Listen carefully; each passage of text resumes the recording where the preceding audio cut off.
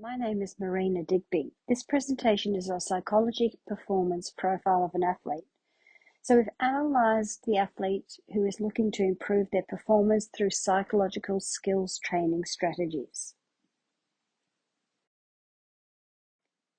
Chris is an elite diver who is a successful athlete. He had been training well and meeting his set goals until he had an injury 12 months ago whilst competing. Since then, he has fully recovered. However, his performance has suffered. He is driven by perfecting the relevant dives he is training for and loves the feeling of flying through the air and having control of his body. He has never had a fear of the complex physical requirements of the sport and is still motivated to do his best. But since the injury, he doesn't feel he has the confidence and control in competing that he used to have. He's also noticed that if things don't go to plan or conditions aren't perfect, he suffers from stress, anxiety, and frustration, which he didn't experience previously. He would like to regain his confidence and a sense of control so he can feel prepared for competition.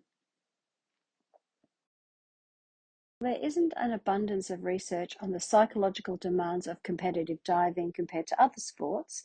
According to Patterson 2018, competitive diving is often described as a sport that requires as much mental strength and skill as physical.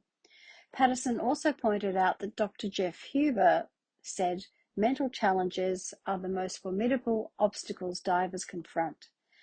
Based on a review of the literature, 10 psychological demands that are commonly associated with competitive diving are focus and concentration, resilience and mental toughness, self-talk regulation, visualization skills, composure under pressure, self-belief, emotional control, goal setting and motivation, fear management, perfectionism.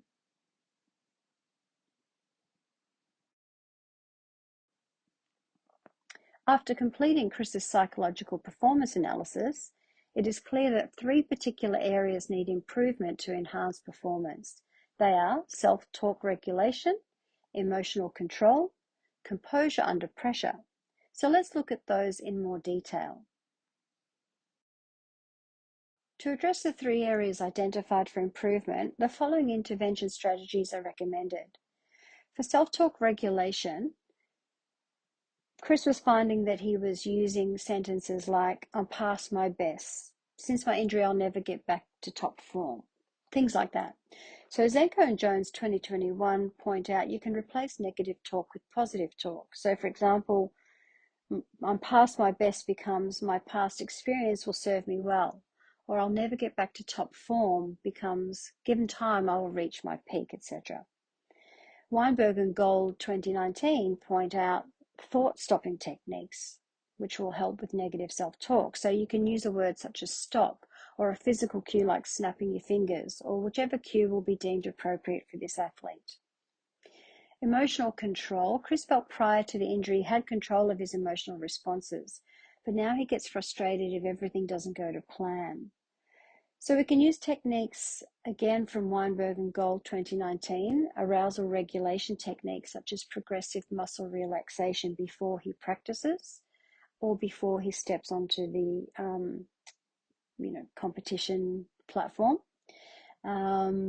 He can use things like mindful-based emotional regulation from Rothland et al. 2016, and their techniques such as pre-dive nerves control. So it's a little routine before he does his dive that he could do. Regaining composure after a poor dive. So things like this would break the cycle of rumination, preventing emotional carryover to other dives. Composure under pressure. So as the injury occurred when Chris was competing, he now feels pressure that he never used to feel when competing, and it affects him very negatively.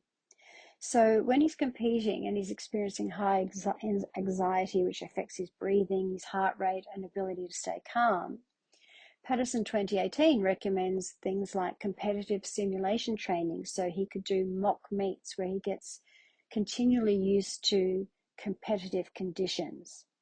Another arousal regulation centering technique is using specific controlled breathing exercises. And then you would just, schedule those at times that help him the most, just to take care of that awful feeling that comes over him when he has the feeling of pressure getting too much.